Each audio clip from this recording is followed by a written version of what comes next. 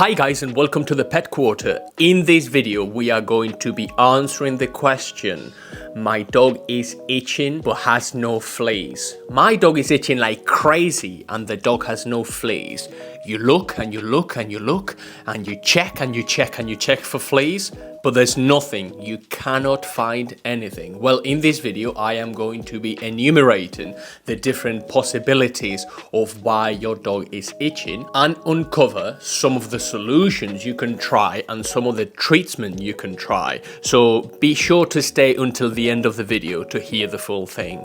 Now, if your dog has been itching for a long time, especially if it's a recurring basis, and the dog has no fleas or no other apparent symptoms or no other apparent causes, you have three main reasons. The first one is a nutrition allergy. The second one is a seasonal allergy, and the third one is a breed-specific allergy. Pruritus, which is dermatitis, the inflammation of the skin, which is what you are currently facing, what your dog is currently facing rather, can be broken down in those three different umbrellas. So let's break them down, shall we? Let's look at nutrition. There is something, or there could be something in the dog's diet that could be a common allergen, that could be causing the inflammation, that could be causing an intolerance. And as a result of this intolerance, your dog's immune system goes into overdrive, causing this dermatitis, this pruritus.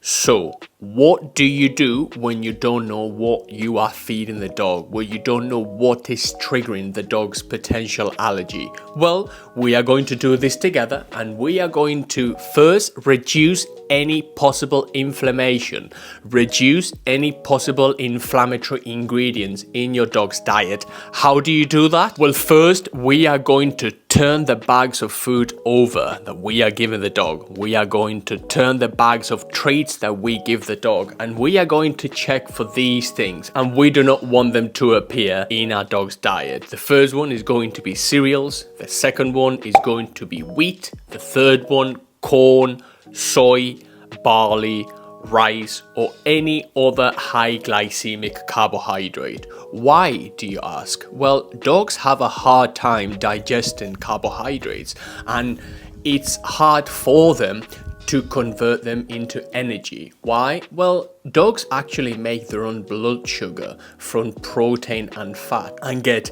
no nutritional value from these high glycemic carbohydrates. So it is likely that if you feed your dog a cereal-based diet or a cereal-based food or something with a lot of rice or wheat or barley or corn, it is very likely that your dog could be allergic or could be having a reaction to all these high glycemic carbohydrates.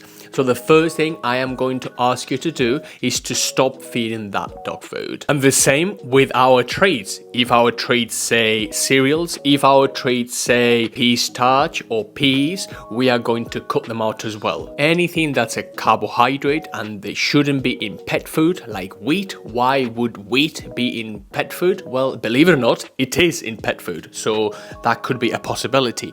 The second thing we are going to do is we are going to avoid vague protein sources. A lot of pet food manufacturers will put things like meat and animal derivatives or animal fats or hydrolyzed animal proteins or something like poultry protein or poultry fat or anything that's unspecific.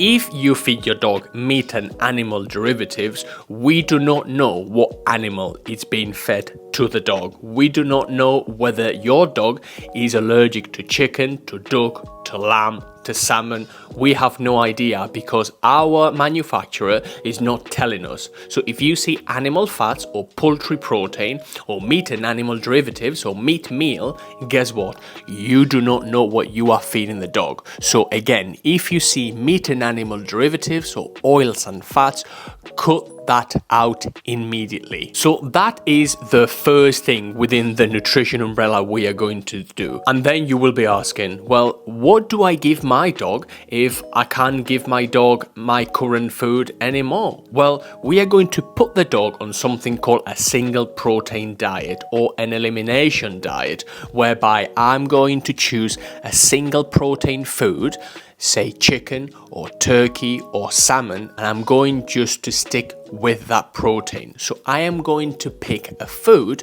which is single protein, high protein, low glycemic carbohydrates. So on the back of the food, I want to see something like freshly prepared lamb or dried chicken or chicken fat or salmon oil, things that are specific.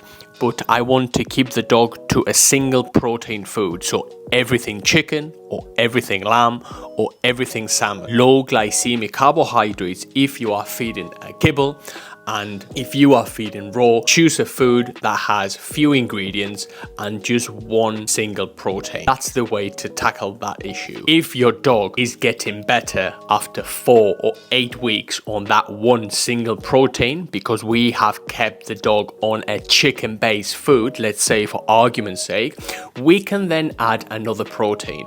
And let's say we add lamb and the dog is okay with lamb and chicken.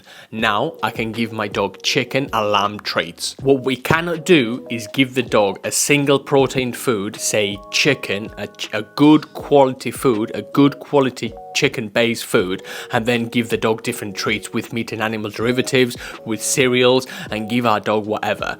If you have a dog with an allergy, you have to be strict with the food and you cannot give the dog too many things. Stick to the food. That will be your best bang for your buck. So now we have covered briefly the nutrition part. Be careful and be mindful of prescription diets.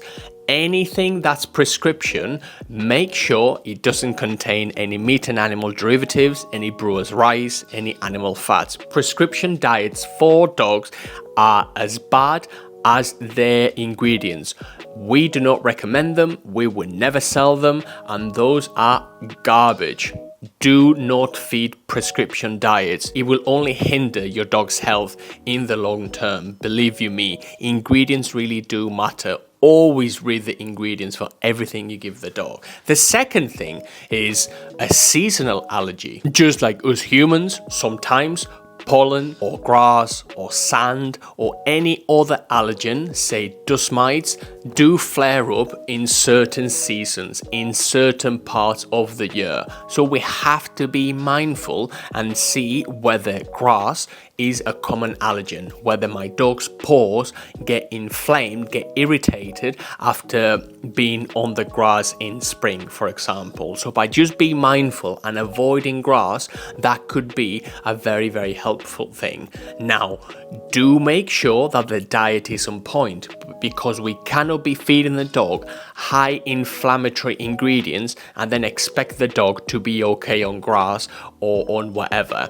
Food is the most important part of your dog's well-being. So by feeding your dog a species appropriate diet, you will be doing your dog a big favor. So nutrition and seasonal allergies. The third one is something that's breed specific. If you have a certain breed, like a South African Mastiff, a Burble, for example, those are prone to pruritus. If you have something that has been tailored to look a specific way, like a Silver Labrador, which is very trendy at the moment, an XL Bully, something like a Frenchie, those breeds of dogs tend to be more prone to suffering from allergies. Why? Because they haven't been bred the best in certain lines, and some of the symptoms are, guess what? Health issues, pruritus, they struggle to breathe. There could be a number of things, but that could be another thing. So if you have a dog that has been tailored to look a specific way, again, the diet has to be on point. You cannot have a Silver Lab or an XL Bully and feed them whatever you want. If you do, your dog will suffer. You can only mitigate the symptoms if you have a dog with a seasonal allergy, or you have a dog prone to having an allergy, like a Frenchie, for example. But if you have a nutrition allergy, you will be able to solve it 100% with the power of food. And one last thing I want to share with you is that you can actually get an allergy test, and it has to be a blood-based allergy test from the vet. You can get cheap allergy tests, but they are not very good. They will not tell you all that there needs to be told. So you can actually ask your vet for a blood allergy test, and it'll take a while and it will cost a bit, but you will be able to determine what the dog is specifically allergic to, and then you can go line by line and ingredient by ingredient and avoid the ingredients in red on the dog's spreadsheet, on the dog's allergy test. So that is the only way to 100% with all the tests to be able to see whether the dog is allergic to something or not. By the way, we put together a couple seminars on nutrition and a couple seminars on dog pruritus and on dog dermatitis. So if those are of help, we have embedded them into the channel. So click on the link below and you will be taken to that free seminar that we did for dogs, and it's very, very helpful. I cannot recommend it high enough. The last thing I want to do is share with you that we could sell all sorts of things and we could recommend your dog loads of things, but we won't out of principle. We only sell a very few selected brands of food and we really stand by them. So if your dog is dealing with an allergy, if you're not sure what you are feeding your dog, you can go down to the pet quarter and all the foods you see there are safe. Like other companies, we do not sell whatever people want. We sell them what people need. If you head over to the pet quarter, you will be able to see a full range of high quality foods, and it is very likely that if your dog has an allergy, putting your dog on a better food will solve the problem straight away. But if you have any questions, if you have any specific cases, you can get in touch. We love to help people. We are helping more and more dogs, and it's incredible to be able to help so many people and so many dogs. So please get in touch. The 3 different possible causes: a food allergy, a seasonal allergy, or a breed specific. Those 3 can be managed, they can be mitigated, or in the nutrition case, they can be eradicated with no steroids and no pain and no nothing, just with the power of good nutrition. Get in touch today, watch the seminar, watch all the content in this channel. We are passionate about dog nutrition and helping dogs live their best lives and helping you stay away from the vet. I will see you in the next one.